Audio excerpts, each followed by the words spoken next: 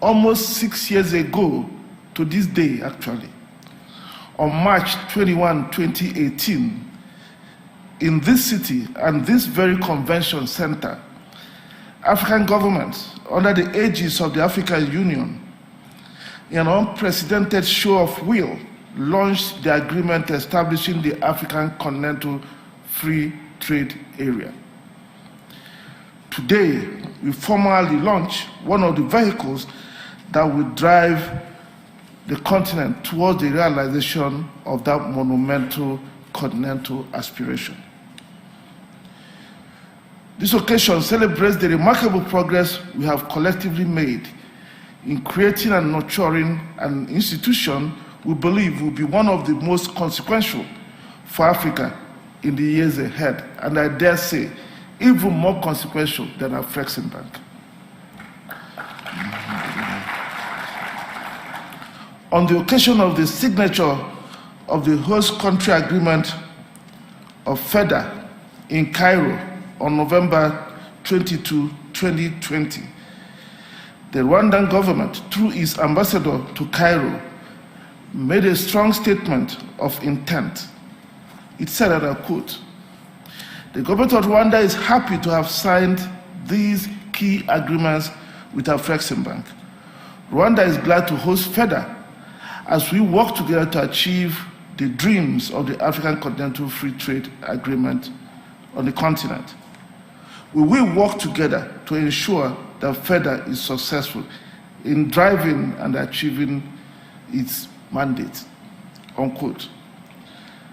Our presence here today to mark this auspicious occasion is a testament that the government of Rwanda, under the able leadership of His Excellency President Paul Kagame, has lived up to its commitment and shown unparalleled support for a smooth operation of the fund.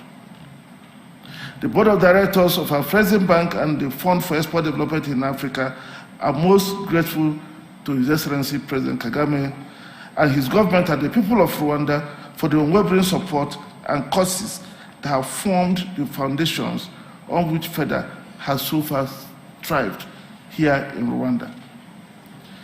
Your Excellency, today's ceremony may seem simple, but its impact is far-reaching. It marks a crucial step to realizing our shared aspirations of building the African economy with our own resources and institutions. History that has taught us that whether in China, India, Japan, or the Korean Republic in Asia, or whether in Brazil in Latin America, or countries of the Middle East, reliance on domestic capital and institutions was the primary driver of their economic successes. Evidently, in describing the growth experience of Japan, one academic, Mr. Rubens, said in 1950, and I quote, "Despite the difficult Oriental conditions that faced Japan,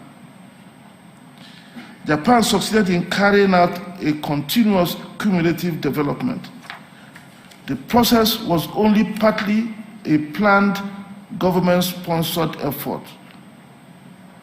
Japan did not rely upon foreign capital to take all the steps and foot all the bills," unquote.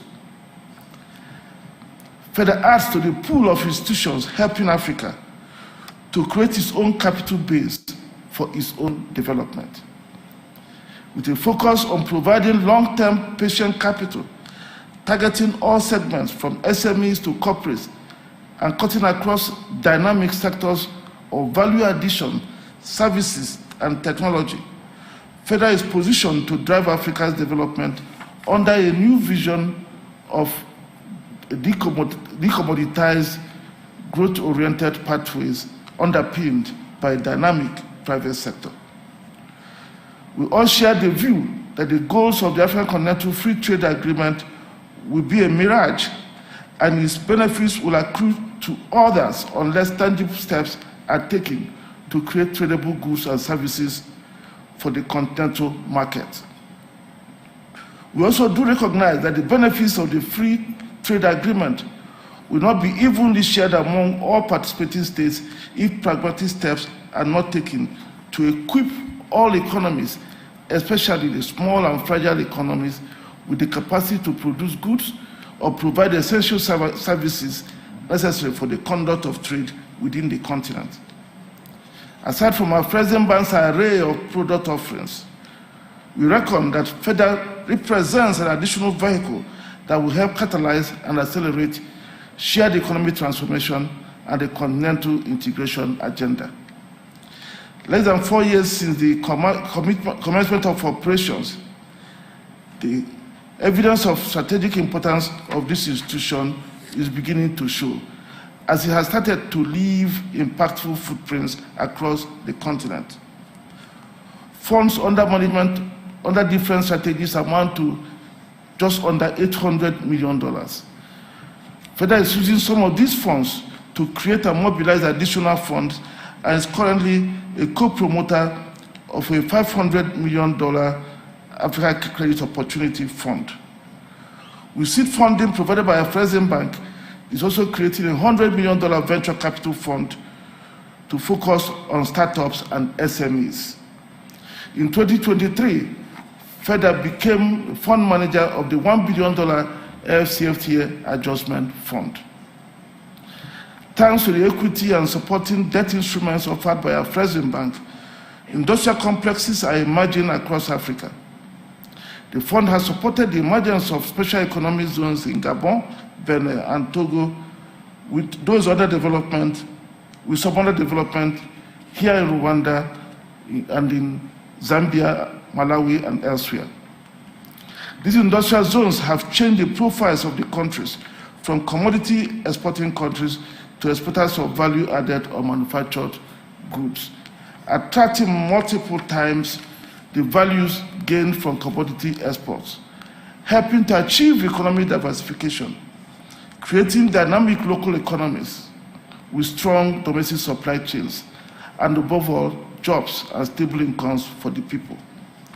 Similar investments are spreading and are expected to reach at least 20 countries, as I said earlier, including here in Rwanda, Malawi, Cote d'Ivoire, Nigeria, Kenya, Congo Democratic Republic, the Republic of Chad, Zambia, and elsewhere by year end. Your Excellency, Rwanda is also poised to benefit significantly on the heels of the various supports provided by Afrexim Bank to Rwanda public and private sector entities. FEDA has progressed a significant day pipeline in Rwanda. A number of investments are being processed across many sectors and industries, ranging from transport and trade logistics, manufacturing, agro-processing, and power generation. These equity investments, amounting to over $50 million, when concluded, will complement the over $400 million disbursed to Rwanda entities by Afrexim Bank in recent years. Boost local industrial activities, create domestic value chains, and elevate Rwanda's preparedness to harness the benefits of the AFCFTA. Through its equity investment vehicles, the fund is also resuscitating and giving a new lease of life to small and medium-scale manufacturing entities that would have otherwise seen untimely demise, like many others that have collapsed in the past. FEDA is also enabling Africa to assume control of its financial system.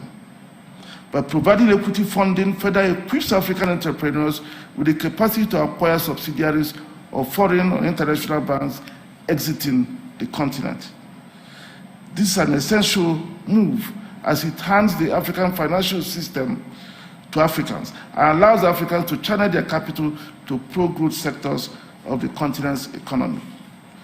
Your Excellency, we must recognize that the institutions we create ourselves are those that can take us out of poverty. We must therefore give them all the support that they need.